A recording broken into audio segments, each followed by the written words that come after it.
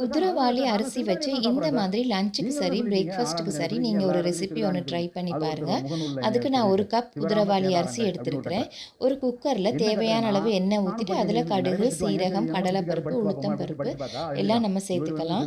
இது வந்து நீங்கள் குக்கரில் செய்யலாம், இல்லாட்டி ஒரு பாத்திரத்தில் கூட நீங்கள் செய்யலாம். இதில் ஒரு பெரிய வெங்காயம் கட் பண்ணி சேர்த்துக்கிட்டு பீன்ஸும் கேரட்டும் சேர்த்துக்குங்க. அது கூடவே நம்ம தக்காளி சேர்த்துக்கலாம். சேர்த்துட்டு இதை நம்ம நல்லா மிக்ஸ் பண்ணி விட்டுக்குவோம். இது கூட கொத்தமல்லி, புதினா, கருவேப்பிலை, பச்சை மிளகாய், மஞ்சள் தூள், மிளகாய் தூள், மசாலா தூள் எல்லாம் தேவையான அளவு சேர்த்துக்குங்க. அது கூட நெய்யும் உப்பும் சேர்த்துட்டு நல்லா மிக்ஸ் பண்ணி விட்டுட்டு 1 கப் அரிசிக்கு 3 கப் தண்ணி வைக்கணும். ஏன்னா குதிரைவாலி அரிசி ரொம்ப நேரம் வேகணும். அப்போ நான் 1 கப் அரிசிக்கு 3 கப் தண்ணி வச்சுட்டு 3 விசில் மாதிரி வர விட்டு எடுத்தோம்னா சுவையான குதிரைவாலி அரிசி பிரேக்ஃபாஸ்ட்டுக்கு இல்லாட்டி லஞ்சுக்கு நீங்கள் இதை செய்யலாம். இது சாம்பாரோட இல்லாட்டி தேங்காய் சட்னியோட சாப்பிட நல்லாயிருக்கும். இது சுகர் பேஷண்ட் வந்து டெய்லி எடுத்துக்கிட்டால் ரொம்பவே நல்லா.